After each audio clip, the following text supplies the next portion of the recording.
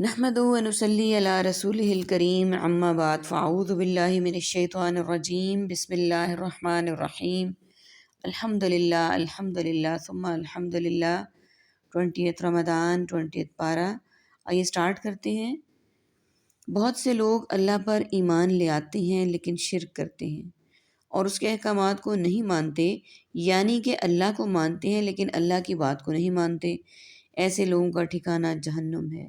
اس لیے ہمیں چاہیے کہ اپنی زندگی کو اللہ کے احکام کے مطابق گزاریں تاکہ ہم پر اللہ کی رحمت نازل ہو۔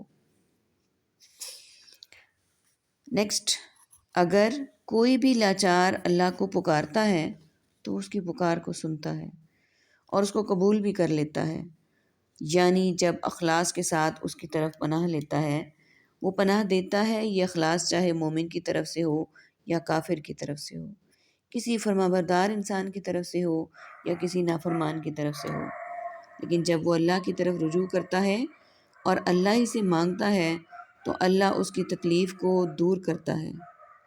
اللہ مظلوم کافر کی بد دعا بھی سنتا ہے۔ نیکسٹ ہے، اللہ کے سوا کسی کی عبادت کب شروع کی جاتی ہے؟ جب ہم کسی کو مشکل کشا، حاجت روا کہتے ہیں، اس بنا پر کہ وہ عالم الغیب ہے، کہ وہ عالم الغیب کے علم کو جانتا ہے۔ اگر میرا یہ عقیدہ ہو کہ میرے تمام حالات میرے رب کو پتہ ہیں اور کسی اور کو نہیں پتہ، تو پھر میں کس کو پکاروں گی؟ یعنی میرے دل کا حال صرف اللہ ہی کو پتہ ہے، تو پھر میری دعا بھی کس سے ہوگی؟ اللہ سے۔ اور اگر کہوں فلاں بزرگ بھی دل کا حال جانتے ہیں اور فلاں کو بھی میری مشکلات کا پتہ ہے، تو پھر میں کس کی طرف رجوع کروں؟ اللہ نہ کرے کہ کبھی ایسا ہو۔ یہ سب انسان کے نفسیات میں ہے کہ وہ جس پر اعتماد کرتا ہے اور جس کے بارے میں وہ یہ عقیدہ رکھتا ہے کہ وہ اس کے چھپے ہوئے حالات کو بھی جانتا ہے، پھر وہ اس کو اپنا مولا سمجھ لیتا ہے، اس کو مشکل کشا سمجھ لیتا ہے۔ یاد رکھیے کہ اللہ اپنی ذات میں بھی اکیلا ہے اور غیب کے علم میں بھی اکیلا ہے۔ اس کے سوا غیب کوئی نہیں جانتا۔ نبیوں رسولوں کو اتنا ہی علم ہوتا ہے جتنا اللہ انہیں دیتا ہے، اور جو حضور کو عالم الغیب سمجھیں وہ دراصل اللہ پر بہتان باندھ رہا ہے۔ حضرت عائشہ رضی اللہ تعالیٰ عنہ فرماتی ہیں کہ جو شخص یہ گمان رکھتا ہے کہ نبی آئندہ کل پیش آنے والے حالات کا علم رکھتے ہیں، اس نے اللہ پر بہت بڑا بہتان باندھا، اس لیے کہ وہ تو فرما رہا ہے کہ آسمان و زمین میں غیب کا علم تو صرف اللہ کو ہے۔ اللہ تعالیٰ غیب کا کچھ علم وحی کے ذریعے اپنے پیغمبروں کو دے دیتے ہیں، تو اس سے پیغمبر عالم الغیب نہیں بن جاتے۔ آگے چلتے ہیں۔ حقیقت یہ ہے کہ مسلمانوں کے اندر بھی اختلاف کچھ کم نہیں اور فرقہ واریت بہت زیادہ ہے، حتیٰ کہ ایک دوسرے کی مسجد جانے سے روک دیا جاتا ہے، ایک دوسرے سے رشتہ داری قائم کرنے سے، اور دیگر بہت سے مسائل ہیں۔ مسجد جانے سے بھی روکتے ہیں اور ایک دوسرے سے رشتہ داری قائم کرنے سے بھی روکتے ہیں، اور دیگر بہت سارے مسائل ہیں۔ ان سارے مسائل کا حل بھی قرآن کی سچی دل سے اتباع میں ہے۔ اگر لوگ قرآن کے احکام کو صحیح طریقے سے سمجھ جائیں تو اختلاف اور فرقہ واریت سے بچ جائیں، اور بے شک یہ قرآن ایمان والوں کے لیے ہدایت اور رحمت ہے۔ ایمان والوں کے لیے اس کتاب میں ہدایت ہے اور یہ باعث رحمت ہے، یعنی کہ دنیا میں بھی باعث رحمت اور آخرت میں بھی باعث رحمت۔ تو جس چیز سے ہمیں ہدایت ملتی ہو، پھر اس کے ساتھ ہمارا سلوک کیا ہونا چاہیے، اور جس چیز میں ہمارے لیے اللہ کی رحمت ہو، پھر اس سے دور رہنا کیا ہے؟ اللہ کی رحمت سے دور رہنا ہے۔ اس لیے قرآن کو مضبوطی سے پکڑ لیں تاکہ اللہ کی رحمت سے محروم نہ رہ سکیں۔ نبی صلی اللہ علیہ وآلہ وسلم نے فرمایا، قسم اس ذات کی جس کے قبضے میں میری جان ہے، قیامت قائم نہیں ہوگی حتیٰ کہ درندے انسانوں سے کلام کریں گے۔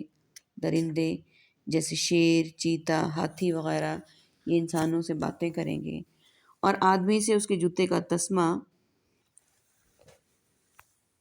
اور آدمی سے اس کے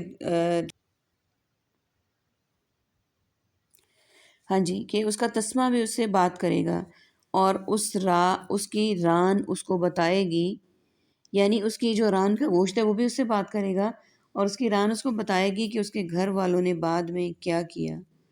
اور آپ دیکھیں کہ آہستہ آہستہ آرٹیفیشل انوینشنز کی وجہ سے ایسے دور میں ہم داخل ہو رہے ہیں کہ جس میں ایسی معلومات حاصل کرنا کچھ مشکل نہیں ہے، لیکن جب قیامت قریب آ جائے گی اور قیامت کی بڑی نشانیوں کے ظاہر ہو جانے کے بعد ایمان لانا فائدہ نہ دے گا۔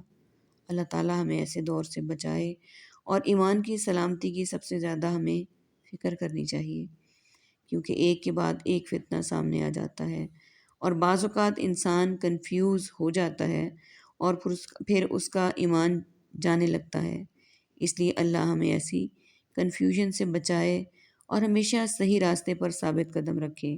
اللہ کے جتنے بھی احکامات ہیں، جب انسان ان سب پر عمل کرتا ہے تو دنیا میں ہی انسان کو امن و سکون نصیب ہوتا ہے، بلکہ آخرت میں بھی سکون اور کامیابی ملتی ہے۔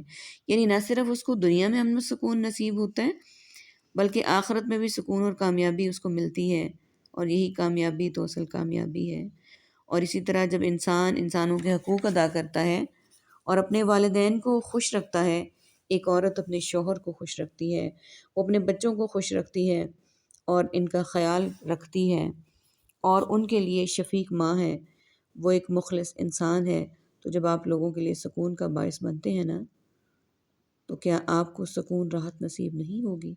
اور جب کوئی ظلم کرتا ہے کسی پر، کسی کا حق کھاتا ہے، تو وہ اپنی جان پر ظلم کرتا ہے۔ اس طرح لوگ اپنے اوپر ظلم کرتے ہیں، اللہ کے حق مار کر بھی اور لوگوں کے حق مار کر بھی۔ اس لیے انسان کو گھبراہٹ، نقصان، خسارے سے بچنے کے لیے دنیا میں نیکی پر نیکی کرنی چاہیے۔ اگر آپ سمجھیں کہ آپ کی نیکی دوسرے کو فائدہ دے رہی ہے تو آپ کو اس سے کیا فائدہ ہو رہا ہے، تو آپ یہ جان لیں کہ نیکی سے جو سکون، راحت ملتی ہے وہ بازار میں کہیں نہیں ملتی۔ یہ سکون کسی داموں نہیں خریدا جا سکتا۔ جب آپ کو کوئی پریشانی ہو تو سلیپنگ پلز کھا لیتے ہیں، جس سے آپ پر غنودگی طاری ہو جاتی ہے، آپ سوئے رہتے ہیں، آپ کا جسم پوری طرح کام بھی نہیں کر سکتا۔ یہ کیسا سکون ہے؟ اس لیے نیکیوں سے سکون حاصل کریں تاکہ دنیا بھی سکون میں گزرے اور آخرت میں بھی۔ اور اللہ سبحانہ وتعالیٰ نے خود فرمایا قرآن پاک میں، الا بذکر اللہ تطمئن القلوب، کہ بے شک اللہ ہی کے ذکر میں سکون ہے۔ اللہم اجعلنا منہم، اللہم اجعلنا منہم، اللہم اجعلنا منہم۔ اللہ تعالیٰ ہمیں سکون حاصل کرنے والوں میں بنا دے، آمین یا رب العالمین۔